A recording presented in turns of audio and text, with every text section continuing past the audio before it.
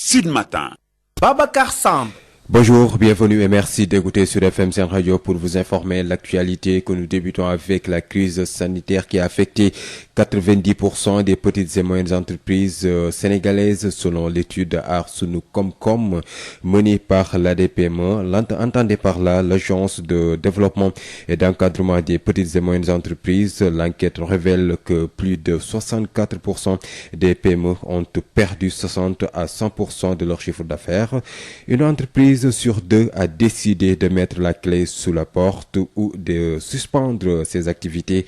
Plus de 830 entreprises ont participé à cette enquête menée dans les 14 régions du pays. Fonds de résilience et des effets induits par la Covid-19 sur toute la chaîne de valeur des acteurs du tourisme. L'État débloque 5 milliards de francs donc en appui à tous les impactés du secteur du tourisme. Les membres du collectif des PME et TPE, des donc très petites entreprises et acteurs de la chaîne de valeur sillonnent le territoire national pour une répartition équitable de ce fonds. Thiès a accueilli hier la délégation du Compact. Boly Gueye, son président au micro de Babacar Ndao. Venu apporter sa touche personnelle dans le processus de développement touristique du Sénégal. Nous sommes des acteurs qui n'avons jamais été pris en compte dans l'armature touristique. Comme vous le constatez, le tourisme est un secteur transversal et que nous avons toujours parlé de l'hôtellerie et de la restauration des grandes surfaces. Mais nous n'avons jamais parlé de la chaîne de valeur. En quoi faisant, c'est-à-dire le Diaye quotidien, qui aujourd'hui, quand le touriste vient au niveau de l'aéroport, au niveau de la structure hôtelière, on lui tend au moins le bienvenu. C'est soit nos produits locaux, que ce soit le bouille, le bissap et le gâteau. Pourtant, ces gens-là qui sont là, ils fournissent aujourd'hui les hôtels, on les a complètement oubliés dans le cadre du Covid-19. Et ils ont tous été impactés de la même manière que l'hôtelier en personne. C'est la raison pour laquelle le Compact est né depuis le 29 avril à Mbour dans la station touristique de Saly. En toute sincérité, je dois dire que le ministre du Tourisme, Alioune Sarr, nous a vraiment écoutés. Il nous a envoyé une délégation qui comprenait donc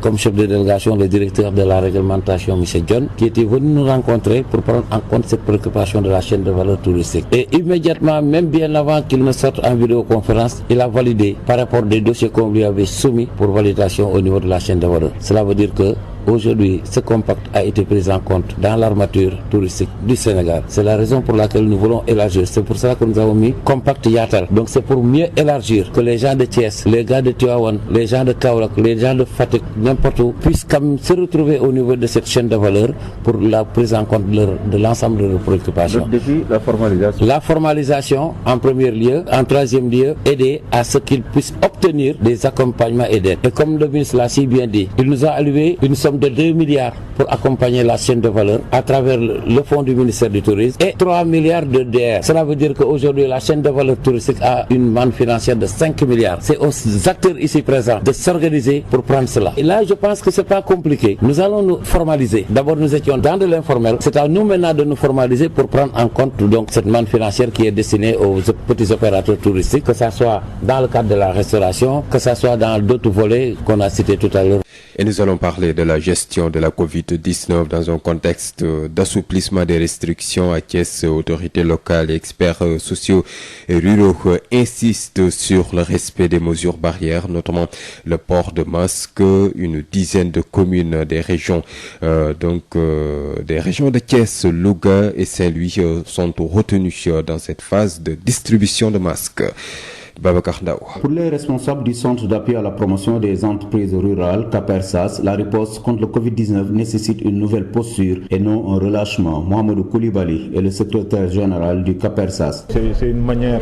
de participer donc activement à la lutte contre donc la Covid-19. Comme vous le savez, nous on se met en position pour les gestes barrières, donc position de prévention. Donc nous pensons que c'est très important, surtout qu'aujourd'hui le port de masque est devenu obligatoire pour toutes les populations. Et on s'est rendu compte que la plupart des populations rurales surtout n'ont pas accès à des masques. Et c'est la raison pour laquelle CAPERSAS, vraiment dans sa mission, a pensé en premier lieu donc aux populations en zone rurale. C'est ainsi que dans le cadre de sa mission sociale, le CAPERSAS a confectionné 3300 masques à distribuer dans une dizaine de localités des régions de Saint-Louis, Louga et de Thiès. La commune de Thiès-Ouest, point de lancement de cette opération. Ici, la lutte ne faiblit pas. Ibrahim Bokoum est le premier adjoint au maire de Thiès-Ouest. Il faut un peu lutter contre ce que nous appelons aujourd'hui le relâchement. Et la maladie est encore là, elle est très dynamique et elle est très active. Les populations gagneraient à respecter surtout les mesures barrières, en y incluant le port du masque. La centralité du port du masque est très importante. Parce qu'aujourd'hui, à travers le relâchement que nous notons à travers les populations, on sent que les gens se déplacent sans leur masque ou portent mal le masque. Ce qu'il faudrait faire, c'est un peu renforcer la sensibilisation et insister surtout sur le respect que doit revêtir le port du masque et le port surtout le respect des mesures barrières. Rappelons que le CAPERSAS est une entreprise sociale de droit sénégalais connue dans l'accompagnement et la formalisation des entreprises rurales. Babacar Ndao, Thiès, Sud FM. Babacar Ndao, suite à l'assouplissement des mesures de restriction au niveau du secteur du transport, la commune de Morolan dans le département de Tivaouane étale ses craintes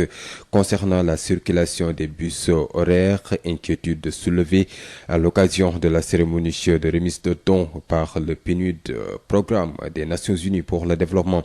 dans le cadre de la lutte contre le nouveau coronavirus. Babacar Sow. Lutte contre la propagation de la Covid-19, le PNUD, programme des Nations Unies pour le développement, va au chevet des populations. C'est le cas à Morolan, une commune du département de Tivaouane, où masques, gel, savon, produits détergents et thermoflash ont été distribués à la commune. Morolan, une localité où les autorités sont toujours dans la crainte de choper le virus suite à l'assouplissement des restrictions au niveau du secteur du transport. Yves Lamine Sis, maire de la commune de Morolan. 2 horaires quittent Dakar tous les jours. D'abord, ils quittent le matin, Morolan, pour se rendre à Dakar. Et le soir maintenant, ils prennent des clients. Le point de départ pour l'un, c'est Grand Yoff, l'autre, c'est Thiaroye. Mais sur la route, ils prennent des clients. Ça veut dire qu'il n'y a aucun contrôle, tel que l'État l'a dit, parce que normalement, il a été dit que les gens doivent prendre le départ sur un lieu où il y aura donc des carnets où ils doivent remplir toutes les filiations, les adresses et tout. Mais aujourd'hui, avec l'horaire, c'est pas si. Vraiment, c'est une menace réelle pour le Morolan aujourd'hui. Donc ça veut dire que nous, on est très menacés par rapport vraiment à ça. Et là, je pense que nous informons quand même l'autorité qui est le sous-préfet, la gendarmerie par rapport à ça. Nous allons aussi, en tout cas, travailler pour que les chauffeurs de clando, Dakar, Thiès et Thiès-Morolan, on va les aider pour qu'ils aient des systèmes de lavage de mains, des thermoflash et même des technomats pour pulvériser, en tout cas désinfecter leurs véhicules. Dans cette lutte contre la Covid-19, il est aussi question, selon le maire, de mieux responsabiliser les comités villageois. Yves Lamine Sis. On veut responsabiliser maintenant les comités villageois. Dans les comités villageois, il y a les jeunes. C'est-à-dire que, même si vous voyez qu'on a dit dans le truc, les checkpoints seront en plus pour la notation. Donc le village qui a un checkpoint, par exemple, aura plus de points qu'un village qui n'en a pas. Donc je pense que c'est l'occasion. Je pense à dès demain, il y aura des réunions dans les villages. Ils vont faire des réunions avec les comités villageois. Je pense qu'aujourd'hui, c'est l'occasion de remobiliser les troupes. Le président Macky Sall, ou l'État en tout cas, ce que l'État a dit, c'est pas pour dire que vivons avec le virus en laissant le virus nous terrasser. Mais c'est pour dire que faisons face au virus. Une remise symbolique en présence du sous-préfet de l'arrondissement de Pambal, Ndiogundong, qui appelle au respect des mesures barrières. Tivaouane, Babacar Sow pour Sud FM. À Kaolack, les jeunes du mouvement de Defar Sénégal confectionnent 2000 masques qu'ils ont distribués au niveau des gares routières. Par ailleurs, ils sont très remontés contre certains responsables politiques de la région qui sont animés par des événements politiques. Ces responsables qui ont brillé par leur absence dans le combat contre le nouveau coronavirus. Mbaye Sokoma, le coordonnateur du mouvement, au micro de Mamadou Camara. Les garagistes, ils ont repris leurs activités alors qu'ils sont restés plus de 3 mois sans activité. Donc ils ont besoin de moyens. Et que nous savons que l'État du Sénégal ne peut pas satisfaire tout le monde. Nous savons que les collectivités territoriales ne peuvent pas satisfaire tout le monde. Étant des natifs de Kaolack, nous avons jugé nécessaire de faire notre contribution. Et cette contribution, c'est des jeunes qui ont contribué. Chacun a donné une participation symbolique. Nous avons confectionné des masques. Nous avons mis ces masques-là à la disposition du chef de garage, M. Damlo. Nous avons confectionné 2000 masques, mais ici nous avons amené ici 200 masques parce que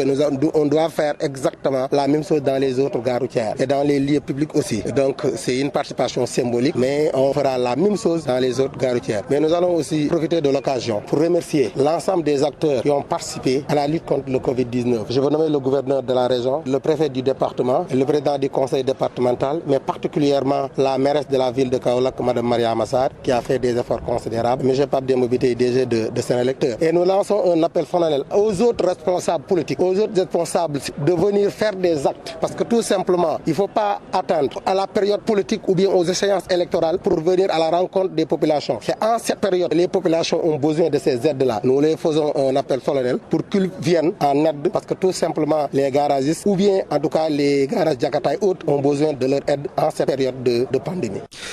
Nouvelle journée de mobilisation des femmes de Sédhiou contre la Covid-19. La pathologie s'est invitée dans la commune chef-lieu de région. Parlementaires et autres femmes leaders du PACAO, Blantokounda, ont remis hier mardi un lot de 15 000 masques au comité départemental de gestion des épidémies de Sédhiou pour renforcer les mesures barrières, a fait savoir en tout cas l'honorable député Nadia Ankosane.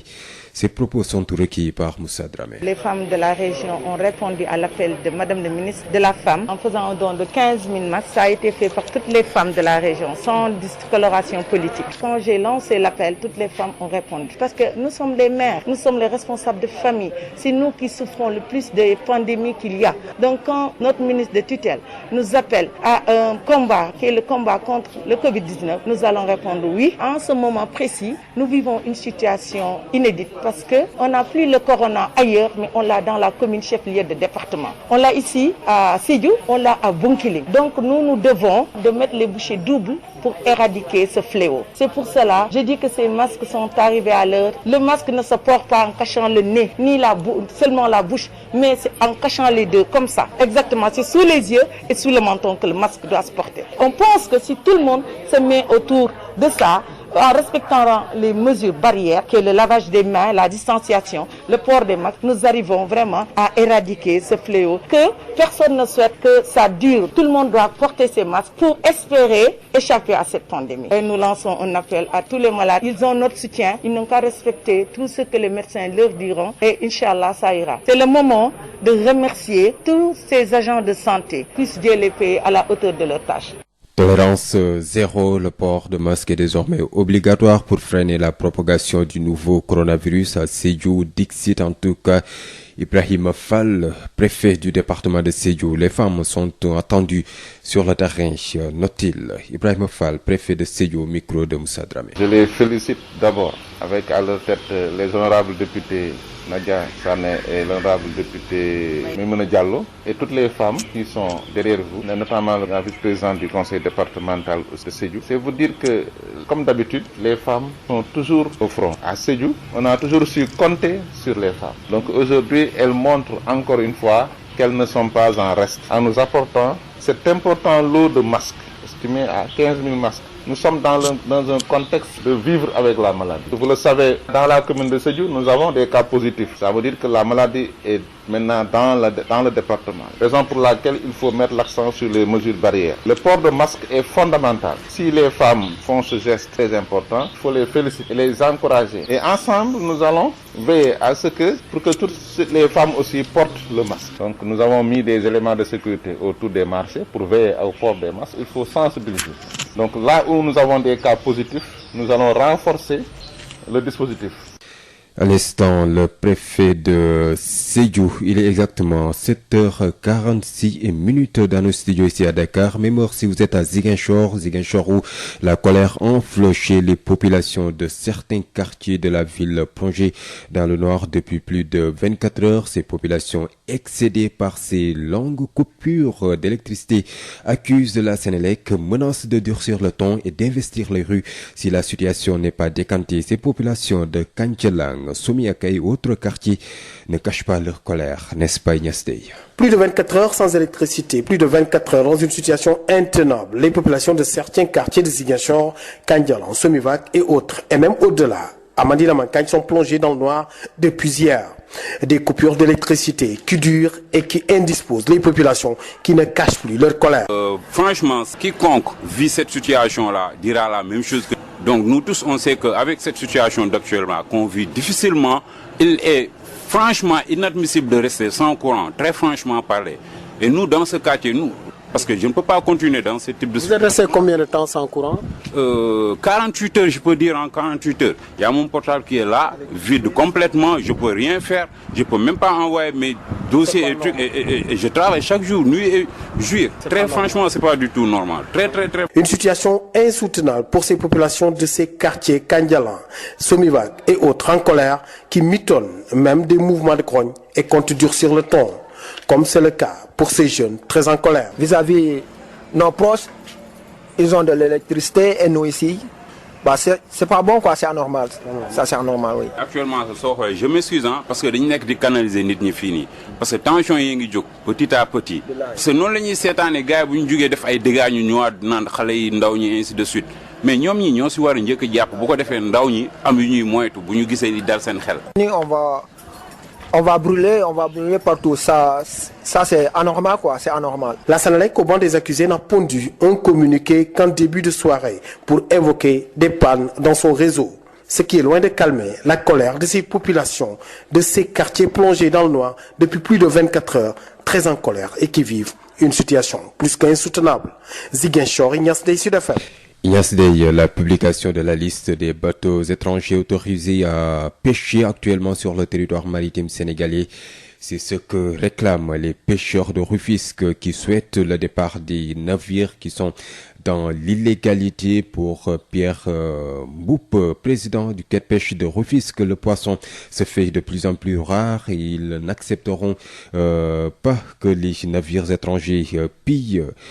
toutes les ressources au détriment des acteurs de la pêche qui constituent des petites et moyennes entreprises. Ibrahim Omar, vice-président du quai de pêche de Rufisque, par ailleurs coordonnateur du CLPA au micro de Denis Assambou. Quand tu nous vois avec le rouge là, vraiment ça peut vous dire quelque chose. On n'est pas en phase de combat ou de bataille avec le ministre parce qu'on n'a aucun problème avec lui. On est ensemble, il est notre tuteur. C'est lui le ministre de la pêche et nous sommes les acteurs de la pêche. Et quand on entend à la télévision une alerte venant aussi entre le ministre et le GAIPES, par rapport aux licences de pêche, moi je me dis que on est où? Parce que à l'heure actuelle, nous pensons qu'avec le millénaire, on ne parle plus de licence de pêche au Sénégal. Parce qu'on parle toujours de rareté, il n'y a pas de poisson, les acteurs, on l'a crié partout. Donc même l'État nous a accompagnés pour faire des récifs artificiels, des parcs, pour faire revivre le poisson de plus en plus rare. Donc si aujourd'hui on nous parle de licence, ça nous fait peur. Donc on n'a jamais mentionné que le ministre a signé des licences ou bien qui d'autre a signé des licences. Mais on dit seulement, si cette alerte est avérée, nous demandons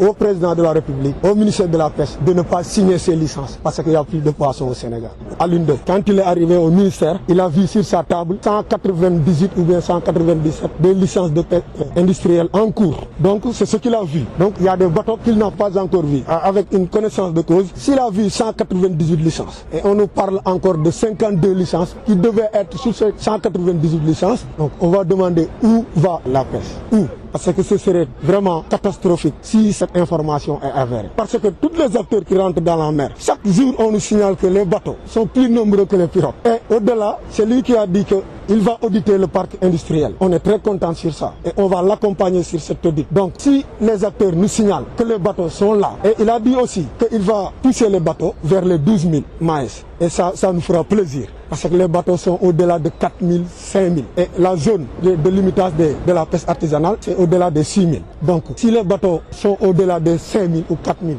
c'est catastrophique. Et pour moi, il y a une défaillance par rapport à la surveillance, par rapport à d'autres pays comme la Mauritanie ou bien, qui sont tellement stricts à la surveillance par rapport au Sénégal. 7h51 à Ndonkou, Thiokho et Thiawlène, quartier Lébou de la cité de Koumbalambe. Et puis à Saint-Louis, 64 sur 68 personnes affectées par le projet de relèvement d'urgence et de résilience à Saint-Louis ont perçu à ce jour leur compensation, soit un montant total de plus de 276 millions de francs CFA. Les 4 papes donc restantes seront payées à leur tour que seront signalées les vérifications nécessaires effectuées. C'est ce qu'a fait savoir l'expert en sauvegarde sociale du projet CRP de l'Agence de développement municipal ADEM. Émile Ndion de Diop réagit au micro de Yves Tendeng. Nous sommes chargés avec les différents partenaires techniques que nous avons au niveau de la région de Saint-Louis, donc de mettre en œuvre le projet de relèvement d'urgence et de résilience à Saint-Louis. Alors aujourd'hui, nous sortons tout juste de la deuxième session de paiement des PAP que nous avons. Ça fait une personne affectée par le projet à Djougop. Vous savez, on a un site de relogement à Djougop qui appartient à la commune de Gandon. Donc c'est un site de 14,6 hectares plus 1,5 hectares que nous devons donc sécuriser. Et cette sécurisation donc suppose avant tout que nous tenions en compte donc les principes du bailleur, le partenaire financier de l'État du Sénégal, qui demande à chaque fois que les personnes qui ont des actifs, des biens sur les emprises d'un projet soient indemnisées au coût de remplacement intégral du bien qui est affecté. Alors aujourd'hui, on a, pour rappel, pour la petite histoire, en janvier dernier, le 13 janvier précisément, nous avons eu à indemniser 43 PAP, donc d'un montant total de 211 215 000 francs. Alors aujourd'hui, nous avions donc 29 PAP à indemniser, soit un montant total de 65 millions de francs CFA. Alors ce qui fait que nous avons donc eu à indemniser à ce jour donc les 43 PAP plus 29 PAP. Nous avons au total 68 PAP, donc dont 4 sont introuvables. Donc aujourd'hui, on a 64 PAP indemnisés intégralement et cela va nous permettre donc d'avancer donc dans la procédure d'acquisition de l'assiette foncière nécessaire au relogement définitif des populations établies sur la bande des 20 mètres au niveau de la langue de Barbarie. Il faut que le chef de l'État Macky Sall signe le décret d'application du code de la presse. Le texte n'a que trop attendu après 3 années des revendications du SYNPICS et des associations de presse qui incluent donc un régulateur permanent autre que le CNRA qui est obsolète pour permettre à la presse de s'identifier dans son rôle. À la maison de le management de la maison de la presse doit être confié aux journalistes qui ont une part de responsabilité, donc doivent être inclus. Le SYNPICS compte adresser ses principales revendications au chef de l'État Macky Sall à travers une lettre ouverte. Les réactions de Bamba Kassé, secrétaire général du SYNPICS, au micro de Aïssatou Gueiba. La loi portant code de la presse, bien qu'étant votée, promulguée et publiée au journal officiel, n'est toujours pas applicable du fait que les décrets qui l'accompagnent ne sont pas encore pris. 3 ans, ça nous semble une éternité. À la limite, on peut se poser la question de savoir si le gouvernement a vraiment l'intention de faire appliquer cette loi-là. Nous avons donc estimé qu'il nous fallait, dans la lettre ouverte que nous adressons au président, lui rappeler cet état de fait. Nous avons tous constaté que le CNRA, l'actuelle entité de régulation, est devenue obsolète, en ce sens qu'elle ne prend pas en charge une grande partie de la presse. Prenez simplement la presse en ligne, elle ne fait l'objet d'aucune espèce de régulation. Or, la ARCA, qui est la haute autorité de régulation de la communication audiovisuelle, est une entité qui est déjà pensée, réfléchie. Le projet de loi a été passé en revue par le secrétariat général du gouvernement et aujourd'hui, nous ne comprenons pas pourquoi simplement ce projet de loi ne va pas à l'Assemblée. Également, la loi portant sur la publicité, code de la publicité du Sénégal, cette loi-là également devenue obsolète puisque datant des années 80, ne répondant plus au contexte actuel, nous semble être un projet que le gouvernement devrait s'empresser de faire voter. Et enfin, nous avons encore reposé la question de la maison de la presse. La maison de la presse n'est pas sous la coupe directe de l'État. Parlons politique, les récentes nominations de transhumants et alliés politiques à des postes de responsabilité secouent l'Alliance pour la République et la mouvance présidentielle. Certains responsables politiques de l'APR, parti au pouvoir, ne sont pas contents. Le maire de la commune de Médina Saba, responsable politique de l'APR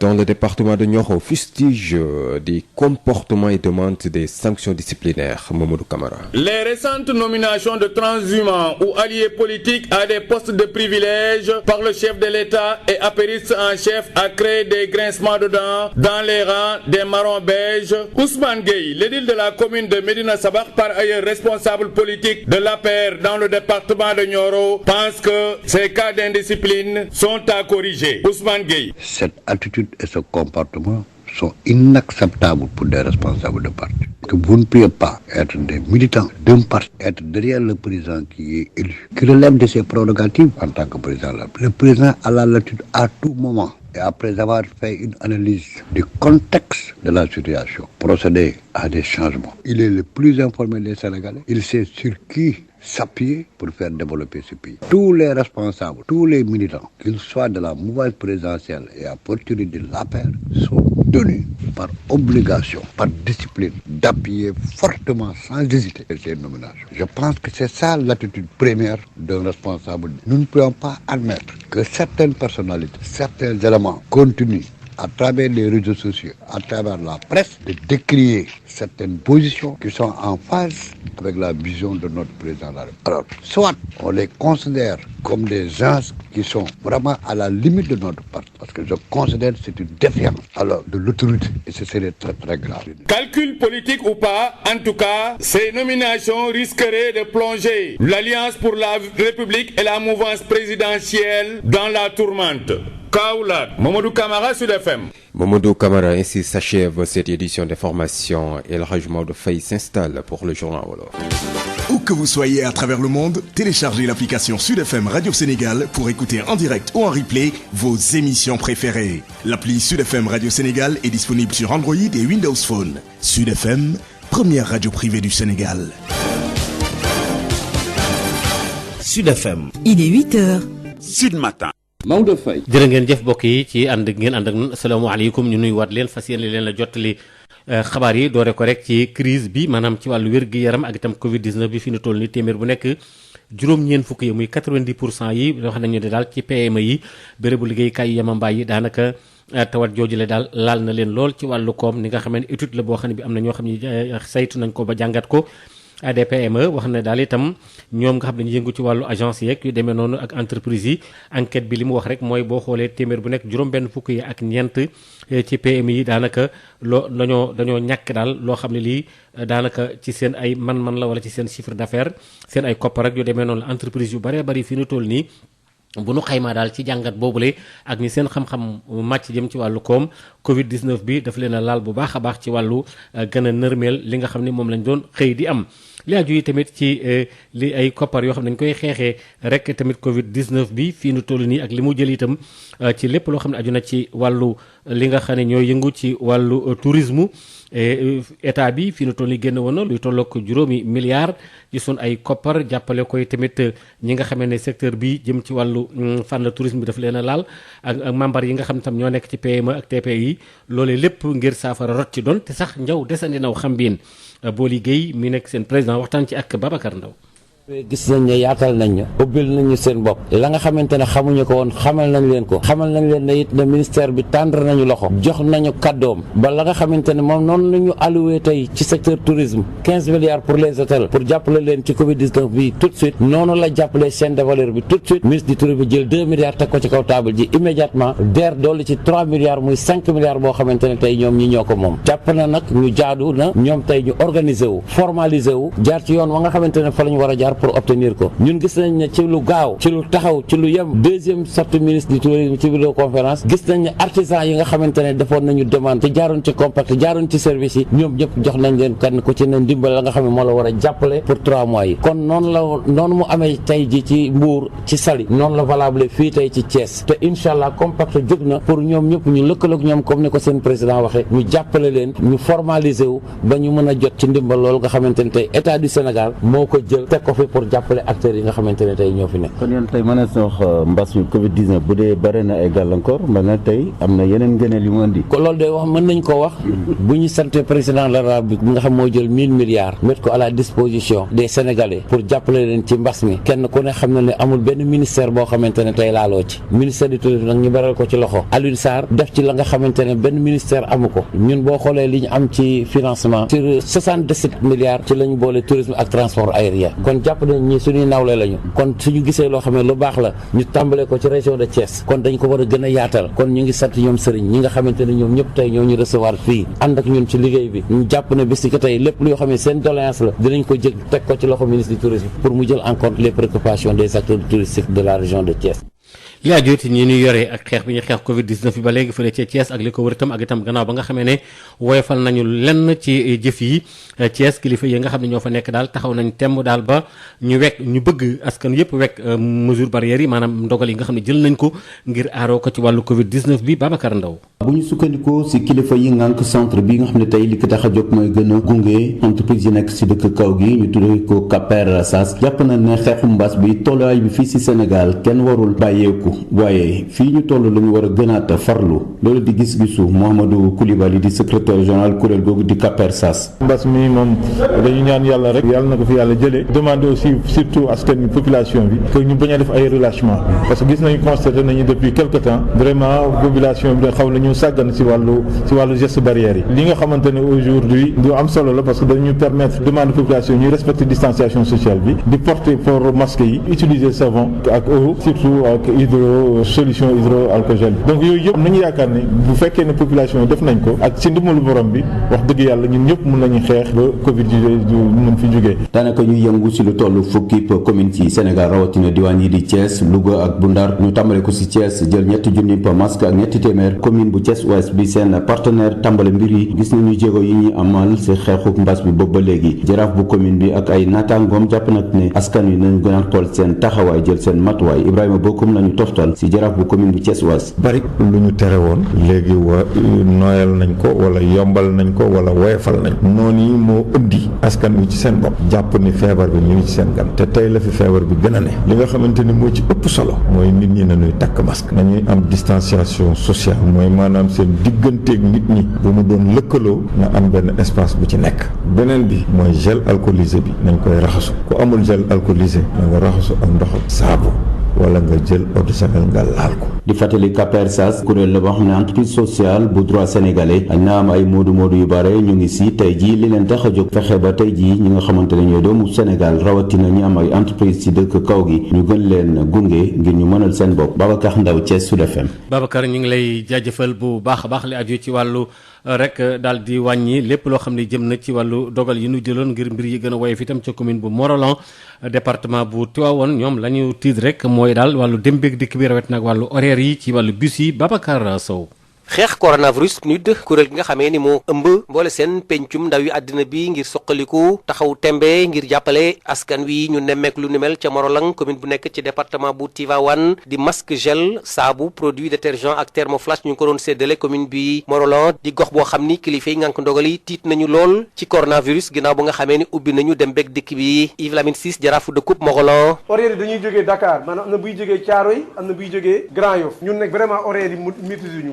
bii ñëw fii démb dégg naa fees na ba mu fees na del te lii wër fu muy jógee foofu la jàngoro bi nekk donc horaire yi moom menace na pour dëkk bi donc je pense que nañ góorgóorlu pour que vraiment ñun en tout cas ci ñi fi nekk ñi yore clando yi ñu jàppale leen pour que liggéey bi gën a dem le programme des Nations Unies pour le développement defe naa ni mooy servir les nations et les peuples loolu moom feeñ na fii bu baax a baax te li ñu fi am daal dinañ ko teg ci yoon soobee yàlla dañ ko séddale nu mu waree parce que dañ koy teg ci loxo ICP yi ñoom ñoo koy séddale à partir de demain bon tey comme ICP yi ñu ngi fii ñoom la ñuy jox tey seeni bos mais à partir de demain dinañu jox case de santé yi ménage bu ne dina jot soobee yàlla saabu ak eau de javel dañoo bëgg aussi kër gu ne boo fa demee nga fekk fa raxasukaay. xeex boobee nga xam ni ñu ngi koy xeex coronavirus jaraafu dëkkub Morolan nee na daal dañ ci dugal bu baax a baax comité villageois yi Yves Lamine Ciss. dëkk bii gën a respecté mesures barrières yi chaque semaine donc village bii gën a liggéey maanaam dina am fukki junni ñu ngi ñaan ñëpp ñu fexe ba coronavirus bañ a dugg Morolan war na mën nekk nañ ci boole ñaan comme ni ko imam waxee sànq mais tamit nañu respecté mesures barrières dinañu dem gisee ak chauffeuru garage bi pour que ñoom ñu gën a jàpp pour que liggéey boobu ñu def ko dinañ jox aussi ay produits ay matériel pour que ñoom tamit ñuy def ay thermoflash lépp loo xam ni war nañ def ko pour que aussi ñu mën a moytu jàngoro bi doon mbulik boo xam ni ci teewaay sous préfet bu arrondissement bu Pambal Ndiogu Ndong moom moomee rotal ay kàddu ni nga la waaye nañu respecté mesures barrières yi Tivaouane Babacar Sow dañ ca jokk ak yéen pour Sud FM. Babacar Sow ca Kaolack mbootaay gi du seen bopp ànd defar Sénégal ñoom defar nañ luy tolloog 2 junni ci ay masques yoo xam ne yi rek dañ koo jox gone yi nekk ak nit ñi nekk ci gare routière yi su ko defee ñu koy mën a jëfandikoo gannaaw ba nga xamee ne tamit am nañu nag daal loo xam ne lii metti na leen daal ndax rek daal yenn responsable politique yi nga xamee ne ci diwaan boobule ñoom ñooy def daal yenn événement yi politique du ko jëmale ci fànn boobule ñoom nag daal ñoom dañu wax rek ne daal ñoom lépp loo xam ne ñu ngi koy def de mel ñoom duñ ca teew ndax dañoo waroon a ñëw te dikkunu waaye nag defar nañ masque yooyu la ngir yóbbu ko ci gare routière yi mbay kii di Mbay Soxna mi coordonnateur bi waxtaan ci ak Mamadou Camara. dañoo ñëw garage Dakar ku ne xam na ne garage chauffeur yi dañ ñu toog 3 mois liggéeyuñ mu métti trop ci ñoom bi président de la république ne dañuy permettre à ce que les chauffeurs ñu commencé waat reprendre seen activité ñun ñu xalaat en tant que mouvement patriotique en tant que ànd defar sunu réew dem ci garage yi may leen ay masque nee nañ képp ko solul masque doo dugg ci garage képp ku solul masque doo dem voyage ñun en tant que ay ndaw ñu ne nañ defar ay masque ñëw jébbal leen ko dimbalee leen ko ci xeex bi dafa laal adduna bi yëpp donc ñun ñu ne nañ def effort yooyu pour que au moins ñoom ñu xam ne am nañ ay ndaw am na seeni mbokk ay ndaw ñu dëkk ci dëkk bi di leen xalaat leen jël seeti ci seeni doole ñëw pour jàppale leen ànd ak ñoom ci xeex bi ñuy sant aussi di gërëm bu baax a baax ñi nga xamante ne ay autorité nañ te ñëw fi def dara gouverneur de la région dañ koy sant ak des préfets parce que ñoom ñoo jiite comité de lutte contre Covid-19 bi au niveau régional et au niveau départemental mais président conseil départemental aussi dañ koy sant di sant madame le maire Mariama Sarr ci liggéey bi nga xam ne depuis le début mi ngi koy def ba léegi di sant aussi monsieur Pape Demba Bitèye parce que dégg nañ ne li mu fi def ñu ngi koy sant aussi bu baax di wax ñeneen ñi nga xamante ne ay acteurs politiques lañ ne Kaolack moo leen ñor te duñ leen gis lu dul ci élection jotee ñooñu dañ leen wax ñu ñëw wàcc ci garage yi wàcc ci lieu public yi dimbale leen parce que soxla nañ ko buñ bàyyi ba élection jot ñu ñëw ci terrain bi di naan dañoo bëgg a dimbale président Macky Sall wala dañoo bëgg a dimbale kii wala dañoo bëgg a dimbale kaa nañ wàcc sur le terrain parce que moment bii lañ leen soxlaa ci li nga xamante ni suñ borom moo ngi leen koy wërsëgal ñu génn ko bokk ak ñoom mais aussi ñi nga xamante ni président da leen jox ay nombal tànk ñu génn la leen président jox dugal ko ci askan bi parce que bokk ko askan bi yow ci wàllu bis bu xam ne bi tamit fële ci Sédhiou jigéen ñi dañu doon rek dajaloo ñoom itam ngir def ay jëf yu am solo jëmale ko ci Covid 19 bii ak itam daal ñaax askan wi itam daal bañ war a gën a mën a aaru lu tollu fukki junni ak juróom ci ay masques yoo xam ne yi jàppandal na foofule député bi di Nadia Sané am na lu mu ci dénk Moussa Dramé. ministre de la femme de la famille et de la protection des enfants moo waxanteel ak ñun ne ñu ku nekk na dellu ci basam woo toutes les femmes leaders. te bu mu am politique ndax bu méttee ba métti kenn xoolul politique ndax feebar bi xamul politique xamul kii fii la bokk xamul fëlal bokk xamul kii am borom doole la xamul kii néew doole la ñun nag comme ñun ñooy yaay ñooy jur ñu ñoo ne ci kër yi ñu wanoon wane suñu bopp ci feebar bi moo tax mu waxoon ñu ne ñu ñëw wax femme leader yi yëpp ci région bi ma créé groupe WhatsApp woo ñëpp wuyu ma nag macha allah ma ngi leen di santaat ñoom ñëpp di leen gërëm ñëpp ñëw nañ ku ci nekk ci lu mu am mais le plus important c'est que ministre bi woote na te jigéen ñi wuyu nañ lu ñu ñëw am naa fi waa Goudomp honorable sama naataango Maymuna Diallo bu Goudomp Khady Ndiol bu Bunkiling ñoom ñëpp ñëw nañu ku ci nekk ci lu mu am dolleekoo ko pour ñu def don bi ensemble préfet mooy suñu njaatige mu ñu jox ko suñu don de 15 000 max bi pour mu jox ko comité départemental de lutte contre la pandémie mais ku ci nekk ci lu mu mën ñëw na pour jàppale vraiment madame la ministre de la femme wan ko ni ñun waa Sédhiou lii la li ñu loxo daj ñu andi ko jàppale waa CDPE masque yi dañ koy joxe mais na ko nit ñi sol ak ni ñu ko war a solee doo muur bakken bàyyi gémmiñ doo muur gémmiñ bàyyi bakken na nit ñi sol le port correct des masques. ci loolu sax préfet bi nekk foofule ca Sédhiou di Ibrahima Fall dikkaat ci bis boobule ak itam solo si mu am ak mbégte mi mu ci am ñu déglu ko. tey dañu am mbégte di recevoir encore femmes yi mu nekk particularité ndax femme région bi yëpp laa recevoir tey honorable député Nadia honorable député Maymuna Diallo ak présidente conseil départemental ak waa Bunkiling ñoom ñëpp ñu ñëw andil ma 15 000 masques du lu ñu bett ndax jigéen ñi depuis bi xeex bi commencé ba tey ñu ngi ak ñun honorable député yaakaar naa bii mooy énième fois mu fiy ñëw di fi indi ay dons donc moom xelam ak xalaatam mu ngi ci waa Sédhiou ñu koy féliciter di ko gërëm loolu ñu soxla appel bi chef de l'État lancé woon ñu réitéré ko mooy loolu mooy dañu askan wi yëpp nañ ñëw jàpp ci xeex bi donc tey jii ñu wanewaat ko ndax tey maladie bi dafa évoluer ndax tey jii bu njëkk dañ benn village kese moo amoon ay cas positif ci département Sédhiou mais tey jii commune de Sédhiou am na ay cas positif donc ñu war a te commune de Sédhiou agglomération bu mag la moo tax ñu war a renforcer mesure barrière te ci mesure barrière yi sol masque daf ci am solo donc képp kuy génn sa kër da nga war a sol masque ñu mettre l'accent nag si jigéen ñi tey jigéen ñoo indi lii donc dañ leen ñoom aussi dañu ànd ak ñun sensibiliser seen moroomu jigéen dama ko daan wax toujours ni képp kuy dem marché da nga war a takk masque kuy dem bitig ba da nga war a takk kenn warul génn sa kër te takkuloo masque comme jigéen ñi ñoo yor kër yi te Sédhiou aussi moom dara lu nga xam ne mu ngi jëmale Sédhiou kanam te jigéen ñi nekkuñ ci kanam en plus de yeneen mesures barrières yi nga xam distanciation bi raxasu loxo yi wàññi dem ak dikk bi. ci Casamance ca diwaanu ci Ziguinchor am na fa quartier yoo xam ni bisub lëmu lenn luy nuroo courant amuñu ko dog-dogu courant yi tax na askan wa ñenn ci ñoom mer lool Ignace Ndeye. lu ëpp 24 heures ba léegi amuñu courant 24 heures nekk ci tàngoor ay jafe-jafe yu tar yenn ci askan yi fekk baax fii ci diwaanu Ziguinchor ñu ngi ci lëndëm ay waxtoo ngi ni depuis démb amuñu li nga xamante ni moom moo di courant ba tax na tey jii mer nañu loolu wàcce nag seen mer bi ci Senelec jàpp ni moom mooy ndeyu mbili bi ndaxte ñoom mënuñoo toog du ñu am courant jàpp ni li ni mel jaarul yoon yenn ci askan bi sax tàmbali di wane seen mer. mënuñu dund di survivre sans courant dañ dem ba habitué wu ci loolu noonu donc à un certain moment donné bu ñu toogee durant presque 48 heures voire 24 heures amuñu courant dafay doon li nga xamante ni daal dina doy waar torop parce que kenn mënu fi survivre actuellement ak confinement bi nii déjà ñëpp a ngi tëju si kër yi yaa ngi comprendre léegi bu ko defee ñu teg si encore xam nga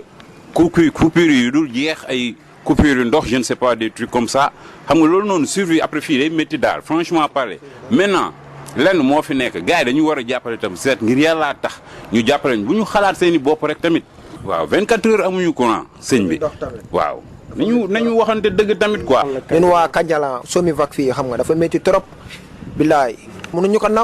nangu loolu noonu xam nga ñu ngi koy réunion quoi. ay waxtu diiru fan bi nga xamante ni amuñu courant ñoom jàpp nañu lu ñu mel mënuñu ko nangu tey mënuñu ko nangu ëllëg yenn ci ndaw yi sax tàmbali di ruumanaat ñaxtu ba tax ne ñenn ci seen mag yi ñoom ñoo leen xaw a téye. buñ ci jëlul ay matuwaay rek ñun dinañ jóg quoi xam nga nañ jóg quoi pour grève loolu noonu dafa métti trop. actuellement soo xoolee je m'excuse parce que dañu nekk di canaliser nit ñi fii nii parce que tension yi ngi jóg petit à petit parce que noonu la ñuy seetaane gars yi bu ñu jógee def ay dégâts ñu ñëwaat naan xale yi ndaw ñi ainsi de suite mais ñoom ñi ñoo si war a njëkk a jàpp bu ko defee ndaw ñi am yu ñuy moytu bu ñu gisee di dal seen xel. ñu ciy joxoñ Senelec jàpp ni su weesoo ay coupure yi nga xamante ni tar na jamono yële ñu génn coupure courant bi ñu nemmeeku depuis démb ci quartier yi di Kandialang Somivac ba ci Mandina Mankagne ak lu ko topp coupure bi métti na loolu Senelec sax ci mujjantal bi ci ngoon bi la génne benn communiqué jàpp ni dafa am ay tolof-tolom ci wàllu réseau waaye askan bi fekk baax ci quartier yi nga xamante ni jamono yi ñu ngi ci lëndëm depuis démb ñoom mer nañu lool jàpp ni non seulement ñu ngi ci lëndëm yi waaye lépp li nga xamante ni dencoon nañ ko mu ngi tàmbali di yàqu. Ziguinchor Ignace Ndeye Sud FM. nappkat yi nekk ca Tëngéej ca quai de pêche ba nekk foofee ñoom nee ñu gaal yu mag yi nga xam ne ñooy tabbi ci biir géeju Sénégal gi jóge ci réewu tubaab yi di ñëw fii nañ wax liste bi ñan la su ko defee ñu daal di koy siiwal ndax gis nañu ne li ñuy manq ci sunu géej gi ci gaalu saxaar yooyu bari na lool.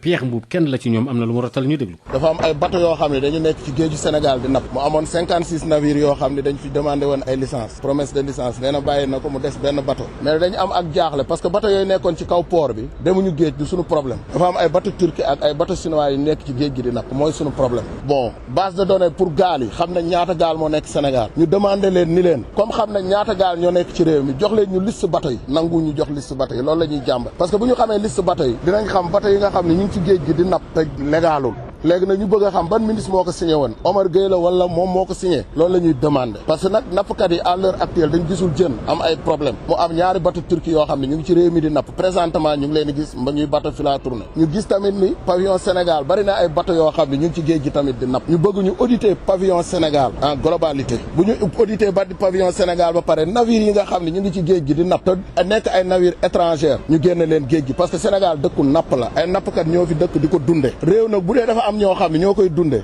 ñu dëkk ci réew mi investir ay gaal ak ay machine moom réew mi war a dunde seen jën ñu jël ay étranger ñëw di ko yóbbu kon dañuy indil ay problème parce que lii ñu gis ni bu continuer dans 2 ans 3 ans géej gi day doon désert parce que nag duñu seetaan réew mi ni mu demee ñu bàyyi mu continuer nii bu ëllëgee mu dural ñu ay situation ay petit et moyen entreprise lañ yor daa tourné boo fi gis mi ngi dem ci 30 millions gaal gu ndaw boo fi gis dem na ci 4 millions ay xale ñoo ko yor ñu ngi nii gis nga gaal yi ni mu demee léegi ndax dañuy seetaan ñoom ñuy liggéey te duñu am dara ay tubaab ñëw di jël suñu jën di ko yóbbu loolu lañ nangu léegi nag moom dañu bëgg mu publier ñu liste bateau yi nekk ci géej gi di napp mu publier ñu liste bi ñu xam ñaata bateau la def différence parce que géeju Sénégal boo xoolee mool yi bu ñu tëmbee foo tëmb ay bateau la mais bateau yi kan moo leen fi dugal ak lan lañ fi duggee ak kan moo leen fi indi ñun loolu la ñuy lijjanti fi ñu toll nii bu ñu ko lijjantee ba pare nag bu ñu xamee kan moo ko fi dugal te jaarul ci yoon jaarul commission des licences parce que dafa am commission d'attribution des licences commission boobu bu dee bateau yi jaaru fa dañ ko signé illégalement ku ko def ci réew mi dañ lay porter plainte yóbbu la ci juridiction yi porter la plainte topp la ñu génne bateau yi Sénégal bañu ñu ci dara nag xuloowuñu xeexuñu géej lañ yaakaar na ñu bàyyi géej. ca Ndar bu ñu fa demee ci juróom-ñett fukki nit ak juróom-ñett yoo xam ni juróom-benn fukki ak ñeent yëpp ci ñi nga xam ne dafa am ay benn projet bu amoon foofu lay am na lu mu leen yàqaloon ci ba ñuy joyantiyaat ak yëkkati foofu lay ca Ndar ñoom nag daanaka bu dee juróom-benn fukk ak juróom-benn fukk ak ñeent yëpp fay nañu leen ndàmpaay yooyu lay donte nag la ca des na leen ko joxaat itam Émilie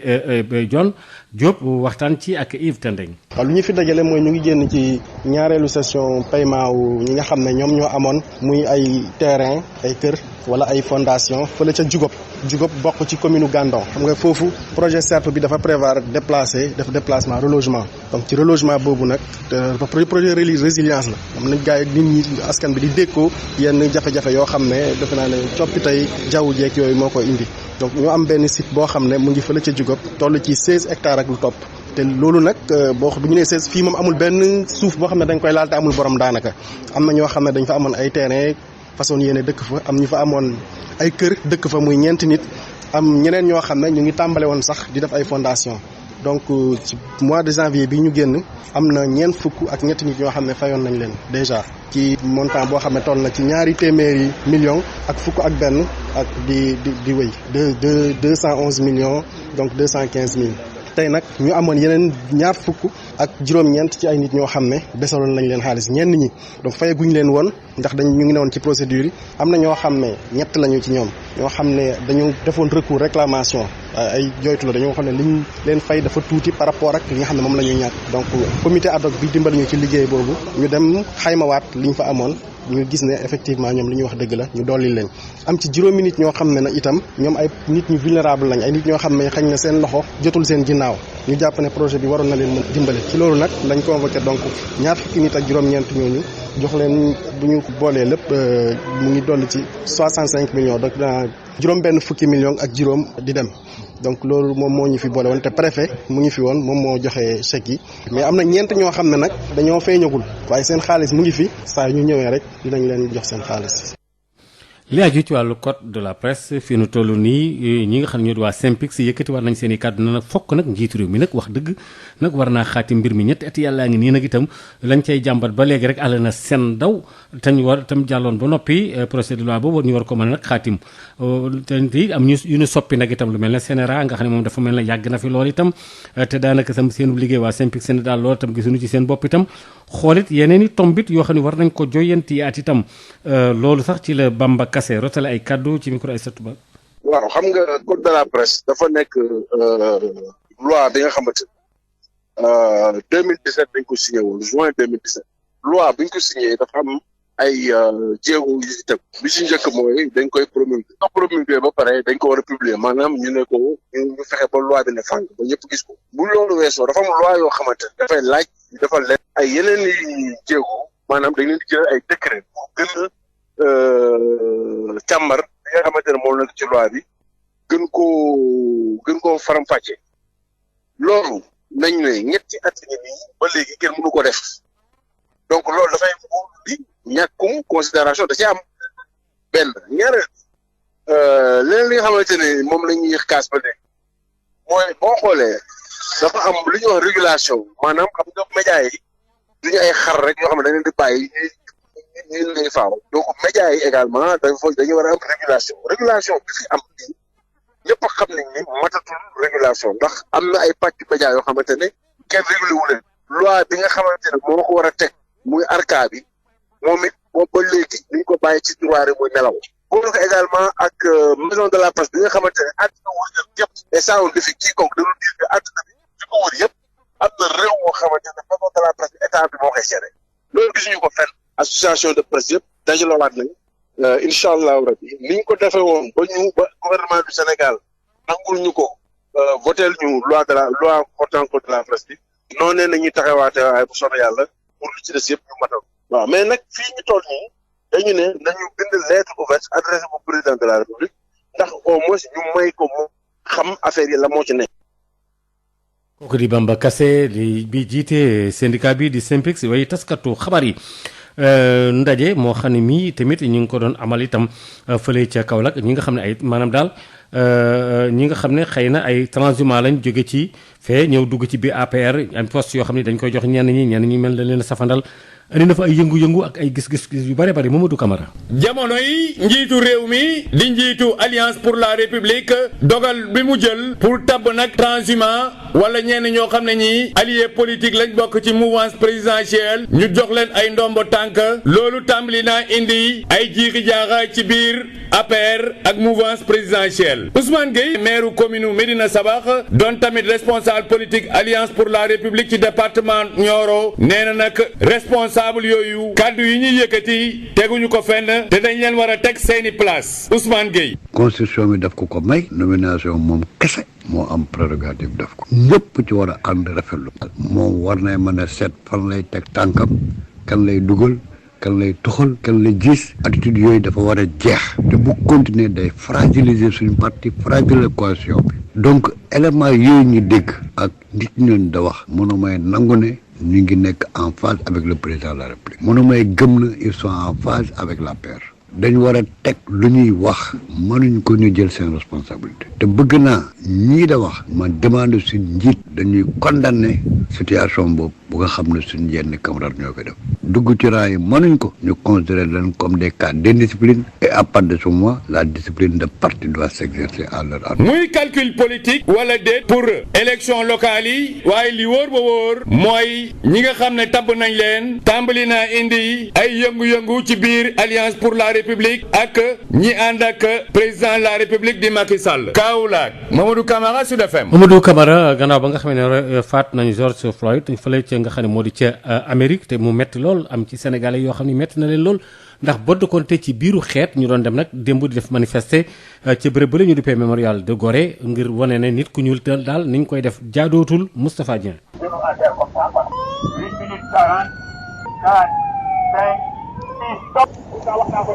ginnaaw bu ñu sukkee teg seen oom ci suuf diiru juróom-ñetti minutes yu gudd guddu place su mémorial Gorée bi nga xam ne kii di Amadou Lamine Sall moo jiite kuréel googule.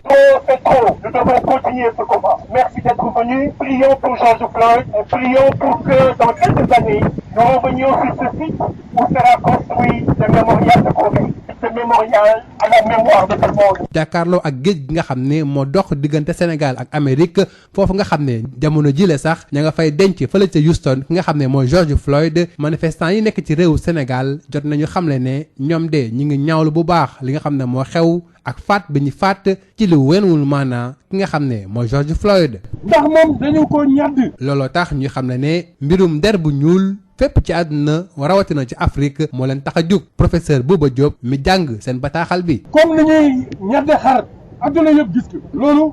mooy li métti doomu Afrique mënuñu woon noppi ñun ñëpp benn lañu doomu Afrique lañu mais doomu Adama lañu tey jii nga weex nga ñuul ak noo mënti mel ñun ñëpp doomu Adama lañu George Floyd munu George la nañ ko ñaanal. soxna Sile moom dafa ñëw bokk ci manifeste bi mi ngi yore benn kéet ñu bind ci Black Lives Matter mi ngi ñuy xamal lan moo tax mu yëg ne moom dafa war a teew file. ñu bëgg wax ne que lii dafa war a dakk dafa war a doy te tey jii lañu ko war a yooxu ñëpp dégg ko ñaawteef yu mel nii balaa moo amati dinañ ci xoolaat bu baax balaa policier di def lu mel nii ca États-Unis ak fépp ci monde bi. Merci. ci mbooloo mi dañ ciy sax nemmeeku way këru diine ñu mel ni l'abbé Alphonse Ndour. Remplissons le cœur des hommes de l'amour de l'évangile et le mal et la haine et le racisme s'éteindront par eux-mêmes. Que l'âme de George Floyd repose en paix. kuréel gi la di xamle ne donte sax seen mbooloo tax koo demee noonu ñoom takku nañu te dogu nañu looloo tax ni ki àllarba jëlee ci suba daañu dem jooytu jàmbat seeni naqar ca kanamu ambassade bu États-Unis bu nekk fii ci Ndakaaru. loolu sax kii di Babacar Diop mi nga xam ne moo jiite FDS fekk woon na mbir mi moom tamit di naqarlu rek daal lii xew fële ci États-Unis d'Amérique ci micro Moustapha Dieng ñu teewlu ko. suñu teewaay dañu ñëw ngir naqarlu li nga xamante ni moo xew États-Unis mu nekk loo xamante ni dafa ñaaw ñu toroxal doomu aadama toroxal der bu ñuul rey ko ci reyin bu ñaaw a ñaaw te boobu ba léegi dara xewul ñu ñëw fii pour ñaawlu ko di ñaan dëgg di ñaan justice ndaxte loolu moo ñu war. ndax suñu ñëw fii aussi day wane ni ñun ñooy ay sëtu ñoom Malcolm X ñoom ñooy sëtu Cheikh Anta Diop ñun ñooy sëtu jàmbaar yi nga xamante ni dañoo sacrifier seen dund ndax défendre der bu ñuul booba ba léegi muy xeex jóge ci ak njaayum jaam jóge ci colonialisme jógee ci ségrégation raciale boobu ba léegi der bu ñuul di xeex kon ñun ndawi tey jii dañoo war a continuer xeex boobu ba der bu ñuul sag ba der bu ñuul daal di mën a xam ne am ay doomu aadama la àq bi tubaab bi am ñoom am nañ ko kon loolu bés bi nga xam ne ñu ngi koy jébbal boromam waaye barab bi ndax barab bi bés bi am na solo barab bi am na solo ndax barab bi dinañu fàttali der bu ñuul li nga xam ne teg nañ ko muy njaayum jaam dinañu fàtte ay ronkoñ yu bare yoo xamante ni wadd na dinañu fàtte deret yu bëri yoo xamante ni wadd na kon tey jii li ñu war rek mooy ñun ndaw ñi nga xamante ni dañuy nekk Afrique ni waa Amérique di yëngoo waa Europe di yëngoo ndawi Afrique yi continuer ñoom it yëngu continuer seen xeex ba der bu ñuul Afrique mën a siggi ci àdduna ndax jot na. il faut ngeen xam ni y a une faillite de cette classe politique boo xamante ni sa naqaru askan yëguloo ko jàpp ma ni di nga mën a dem ba États-Unis di yëg naqaru George Floyd loolu lépp li muy wan mooy am na taxawaay yu bees yu war ci réew mi am na taxawaay yu bees yu war ci àdduna bi yu war ci Afrique surtout ndaw ñi ñu jël seeni responsabilité ba li nga xamante ni fa lañ bëgg a dem mooy Afrique bu bees réew mu bees ndaw yooyu jëm a xëcc jëm ci doxal pour ñu am ci waaye jàpp ma ni taxawaay yooyu mën nañ ko xaar ci leader politique yi fi nekk ci réew mi. Maodo Faye. jërëjëf Assane Thioune jërëjëf mbokk yi ñu doon déglu kon foofu la xabaar yi bu rëy ñu ngi leen di ñaanal jàmm.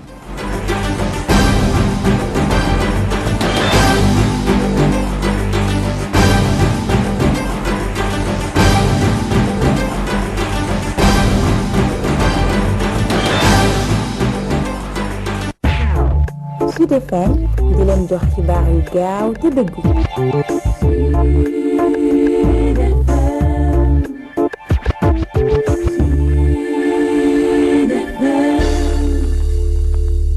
Votre journal de la santé.